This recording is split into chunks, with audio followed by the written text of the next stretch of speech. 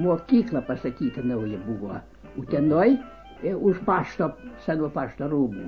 Tai juos buvo užpakalyje, didelis kambarys, pailgas toksai, tai jį man leido šitą muziejų.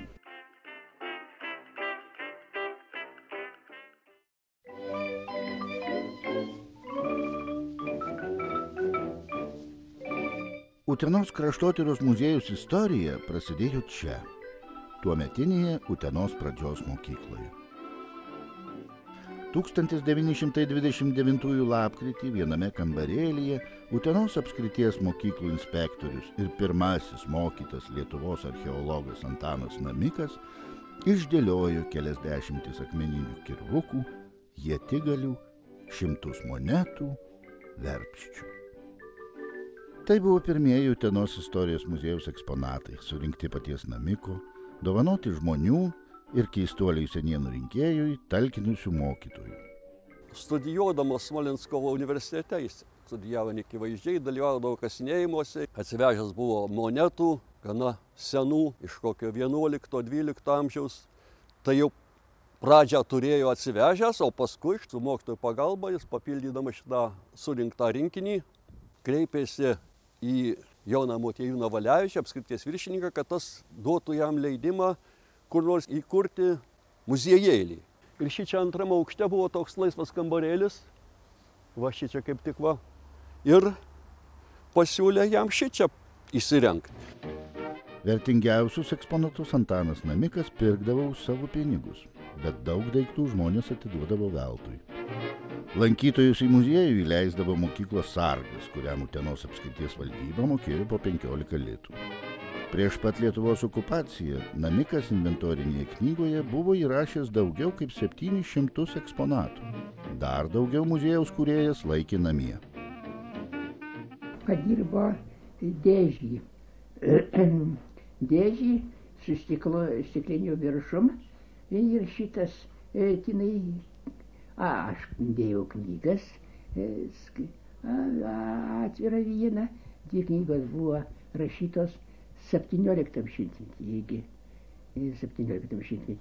Ir šitas, ir taip vieną kitą raštą padėjau, paskui šitas pinigus padėjau, paskui monetų išdėsčiau patinas.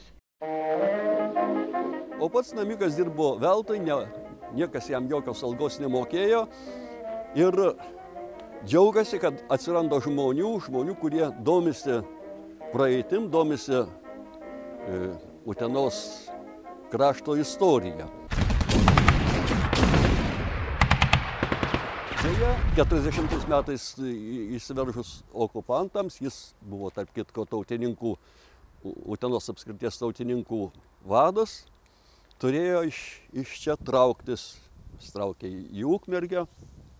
Šitas muziejus buvo apleistas. Priskirtas buvo tai vienam mokytojui, tai kitam, visi kratės, kam čia šitas rūpestis, ypač kad už tai nieko nemoka.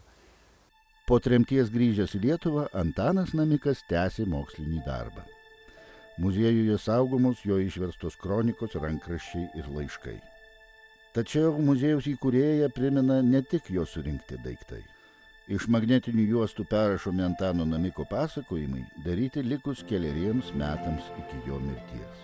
Gyventojai šitų miestų turi savus laukus, kurie skiriasi nuo kitų miestų gyventojų.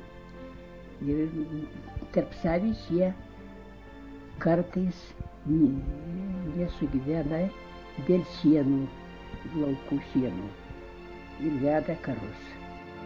Antrojo pasaulinio karo metais Utenoje muziejaus neliko. Ne muziejaus eksponatai tada rūpėjo, nebuvo ir patalpų. Todėl atkūrimo darbai pradėti tik 1948. Tų pačių metų birželį muziejaus direktoriumi paskirtas Bronius Vancevičius. Jam tuo metu nebuvo nei 19. Sako, žinai, Broniau, yra, sako, vieta va čia už durų, sako, išeina buvusi direktorė, sako, eik tu direktoriauti. Sako, 600 rublių, tai pinigai tais laikais buvo. Nu, sakau, tai kad aš niekogi neišmanau, sakau, apie tą kraštotyrą, sakau, niekur ne. Tai sako, ar jie nieko neišmanė, tu pažiūrėk, kas ten yra. atidarė duris, o ten sandėliukas, tikras sandėliukas. Nieko nėra, tik lentynos ir vaikraščiai. Komplektai, Izvestijos, Pravda. Ten, visi tie tarybiniai vaikraščiai, žurnalai dar keli buvo, visi ant lentynų uždėstyti. Tai sakau, ką aš juos man perdėt reiks, kaip nors susiūti ar ką tenai. Sako, žiūrėsim, pasiūsim kursus, pasimokysi, visgi ką nors padarysi. Žinoma, kaip aš neimsiu tokią darbą. Netrukus inventorinėje knygoje muziejaus direktorius įrašė pirmuosius atkurto muziejaus eksponatus. Dviračių Utenos apylinkės išmaišė ir pats Bronius Vancevičius, rinkdamas po karo išlikusius daiktus. Sparčiai augančiai kolekcijai reikėjo daugiau erdvės. Vargais negalais muziejus įsikūrė drėgname ir ankštame kambarėlyje Dariaus ir Girėno gatvėje. Pradėjom važinėti po mokyklose nusipažinom su mokytojais, vaikam pradėjom skleisti tokį, kaip ir kad rinktų daiktus, kokius senovinius, etnografinius, ten numizmatikos, kas ką turi. Žodžiu, papasakom, kokios yra vertybės reikalingos muziejui. Ir tada pradėjo eiti vežimas į priekį.